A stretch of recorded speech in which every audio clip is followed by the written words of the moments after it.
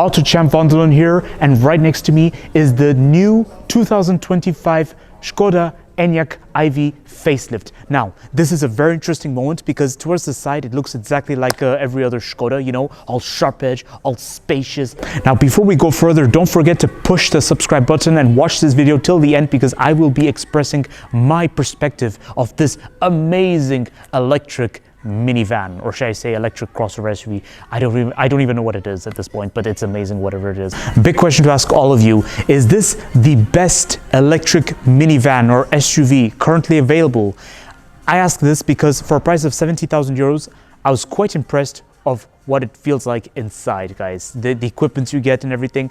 But first, let's talk about what it looks like. I already like the front design. I like how they maintain this whole mask over here in black and the body paint that surrounds it. And you have Skoda written in letters now. This makes it look premium. I see you get a 360-degree parking camera, and you also get the light onto the side over here. And there's an air vent underneath. Now, I absolutely love these wheels. These wheels look amazing. They kind of remind me of the type of wheels you'd get on the Superb around 10 years ago. The Superb had amazing wheels, especially when you have this design at the center, a bit similar to what Audi cars also used to get back in the 2010s. But from this angle, they look like they're directly from a Porsche.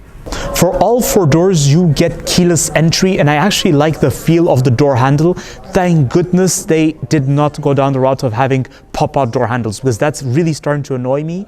And this is really good. The feel of the handle is actually quite nice. It's like a briefcase. Now, the sound of the door is amazing.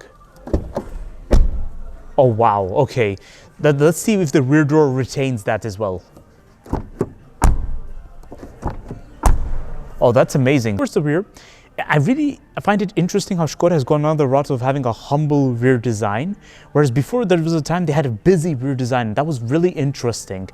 So now you don't really have the Skoda badge anymore. Now it's all in letters. But then to be fair, Skoda is not alone in this regard. Many car manufacturers have resorted to using letters. For a price of 70,000 euros, it's quite rare you get an electric SUV, especially a mini van or something that's spacious and very, very well equipped.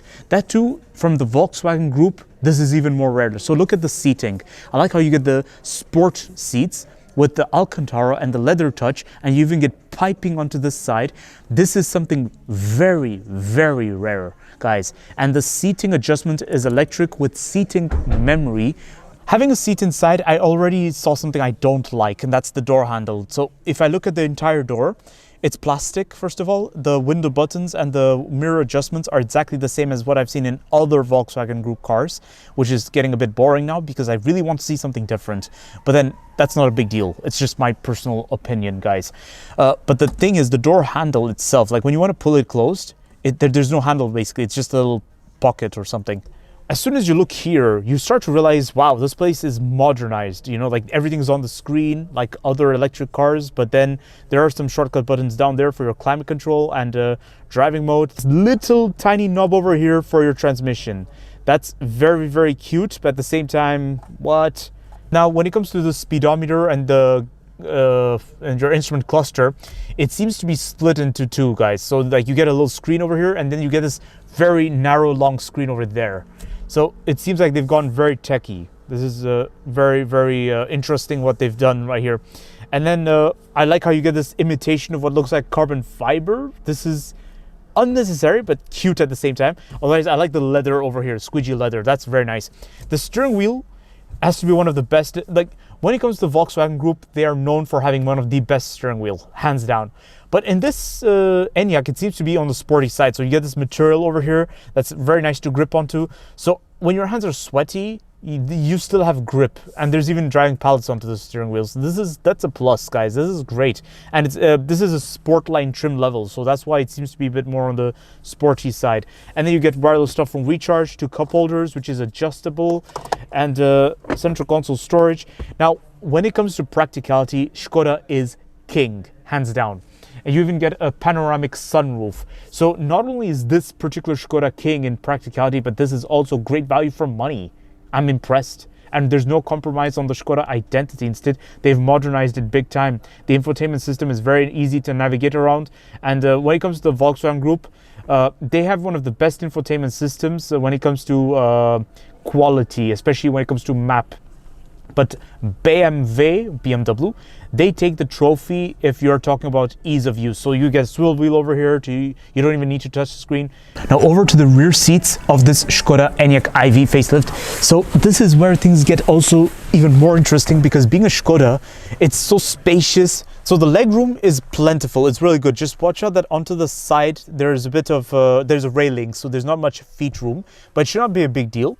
Knee room is plentiful, headroom is good, and the headrest is, oh my goodness, wow, okay, the headrest is great. It's squidgy, I like that. That's amazing. And then I like the handle you get over here. Now this, because this piping is over here, it had me thinking it's a pocket, but it's not a pocket. Instead, you get pockets down here, which is good. And you get basic climate control for the rear seat passengers. And then to pull this down, now this is where there's a little problem. You don't get a little, there's nothing to pull this down. You see a little thread or something. So I have to literally dig in to pull this down. And then you get two cup holders over here. That's nice. A little storage space. That's very good. So you are ready, I think, for your next family adventures. This is great. Let's take a look at the boot space, because that's where things get even more interesting. Being a Skoda, you already see how spacious and how practical the boot space is. These two hooks already, for example, this is amazing. This is so good. And then also you get a 12-volt socket over there, and I like the durable material you get. Already you see that the entrance is quite low, so it's very easy to load luggages in and out. You get the body paint that's exposed a bit over here onto the bumper, but then it should not be a big deal because it's very easy already to put things in and out. It's like this, the height of this is like that of a Superb almost. No, everyone, that's not my mustache. That's actually an accessory. Look at this. You can literally organize your boot space a little bit. That's great. And speaking of accessories, you can actually choose to add additional accessories for the boot space of your Skoda Enyaq iV. Today I had an amazing experience reviewing this Skoda Enyaq iV. I have to say, this is one of the best electric SUVs or crossover SUVs or minivans. I don't even know what this is, but it's one of the best I've ever seen in recent years, everyone. It's very well equipped. I think it's very rare I use this word, but this is perfectly equipped. This is very rare that I see for a price of 70,000 euros, especially from a Volkswagen Group, you get a car that is this well equipped. Now, if I'm being honest, I preferred some things like, and for the interior, I preferred something conventional. Like, I was thinking of a big instrument cluster. That's what I was hoping for when it came to the interior. But that is not a big deal, and I honestly don't mind. There was very little for me to complain about on this Skoda Enyaq, because I've been around many crossover SUVs or minivans, which are electric in this generation, and a lot of them have compromised, whether it's less equipment or whether it's lower quality.